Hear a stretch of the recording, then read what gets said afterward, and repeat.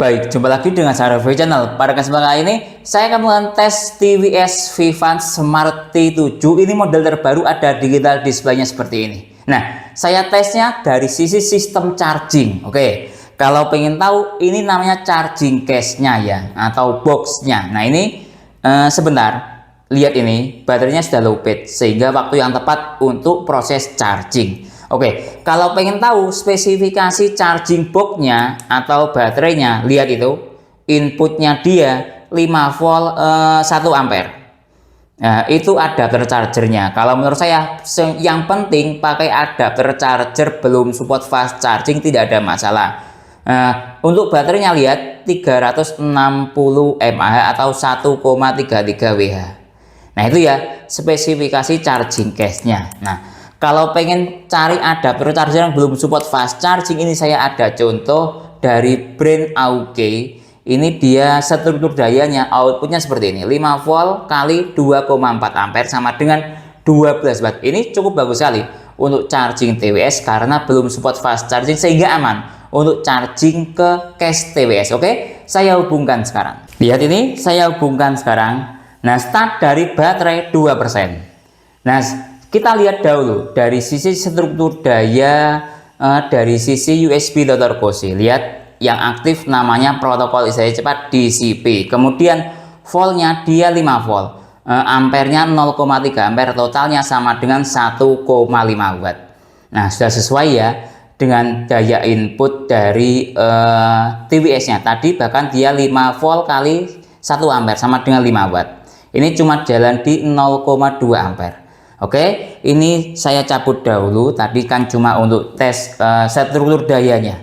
Nah, kemudian kita lihat speed chargingnya. Nah, lihat ya, 3%. Timernya saya nyalakan sekarang untuk mengetahui speed chargingnya dari persentase baterai lowbat hingga terisi penuh membutuhkan waktu berapa menit atau berapa jam. Sebagai catatan, biar tidak lupa. Kalau charging TWS ya, itu airbagsnya silakan dikeluarkan dahulu, biar tidak terjadi arus input. Ini kan kita charging case TWS, itu input. Kalau kita masukkan sekaligus sama airbagsnya, dia akan terjadi output juga charging airbagsnya. Jadi saya sarankan untuk mengeluarkan airbagsnya dahulu ketika proses charging case-nya, biar tidak terjadi input dan output secara bersamaan, yang menurut saya bisa memperpendek usia pakai charging case-nya ini. Oke, selanjutnya kita tunggu sampai full charging. Membutuhkan waktu berapa menit atau berapa jam? Waktu sudah menunjukkan jalan di 30 menit. Oke, kita cek dari sisi charging case-nya sudah terisi 33% dalam waktu 30 menit. Oke, coba kita cek dari sisi temperatur charging case. Temperaturnya sangat normal ya, cuma di 35-36 derajat Celcius. Lihat ini. Coba kita cek dari sisi temperatur adapter chargernya. Nah, lihat, dia juga malah dingin ya, karena cuma mengeluarkan daya tadi sekitar 1,5 watt. Lihat. Nah ya, tidak ada masalah.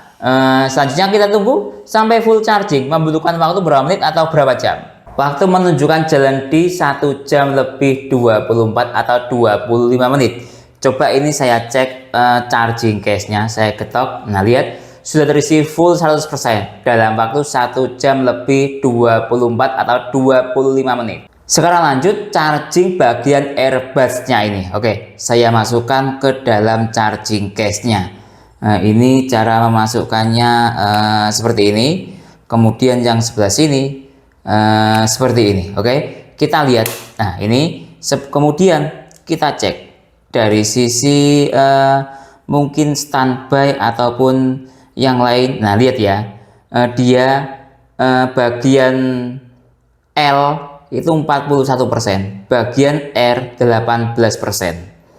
Anggap dibuat rata-rata 18% ya, kira-kira seperti itu. Nah, kita lihat speed chargingnya, kita lihat yang R saja ya, ini 18%. Nah, kita ambil ini saja, saya agak bingung karena ini 41%. Timernya saya reset ya. Ini kalau 18% itu di notifikasi airbags dia sudah lowbat. Nah ya, coba saya nyalakan lagi. Nah, sebentar. Nah, ini kalau di notifikasi airbags dia sudah lowbat. Kalau di bawah 20% itu. Sekarang timernya saya nyalakan sekarang. kita tunggu yang bagian R ini sampai full charging membutuhkan waktu berapa menit atau berapa jam. Waktu sudah menunjukkan jalan di 1 jam lebih 34 menit. Coba kita cek dari sisi TWS yang sebelah R ini. Nah, lihat ini ya, sudah terisi full 100%. Tadi start dari baterai low bed atau di bawah 20%. Nah, sekarang coba untuk kita cek dari sisi kita sambungkan ke Bluetooth. Coba saya keluarkan bagian earbuds-nya ini. Nah, sekarang coba kita cek langsung ke ponsel. Sudah terisi full 100% ya, Vivance Smart T7. Baik, jadi kesimpulannya ketika proses recharging pada box TWS ini, atau kalau saya menyebut namanya charging case. Nah, gunakan adapter charger yang belum support fast charging. Biasanya itu struktur daya maksimalnya sekitar di 5 volt kali 2,4 ampere sama dengan 12 watt. Itu kategorinya belum support fast charging. Kemudian ketika dalam proses charging, usahakan earbuds-nya ini dikeluarkan dari box-nya biar tidak terjadi arus input dan output secara bersamaan yang sekiranya perkiraan saya bisa memperpendek usia pakai dari box ini atau charging case ini. Kemudian dari sisi speed charging tadi sudah saya tes ya, box atau charging case ini membutuhkan waktu sekitar kurang lebih di 1,5 jam. Sama ketika kita tadi charging bagian earbuds ini juga membutuhkan waktu kurang lebih sekitar 1 jam 30 menit atau ya sama-sama di 1,5 jam untuk full charging dari kondisi earbuds ini tadi low bed. Mungkin itu ya yang bisa saya jelaskan dalam tes dasar-dasar charging TWS ini. Kalau teman-teman ada pertanyaan atau urusan lain yang sekiranya belum saya jelaskan dalam tes video ini, silakan menulis di kolom komentar. Kalau teman-teman berminat untuk membeli TWS Vivance Smart T7 ini, link pembelian ada di deskripsi. Saya Didin, undur diri dulu. Sampai jumpa pada video berikutnya. Terima kasih.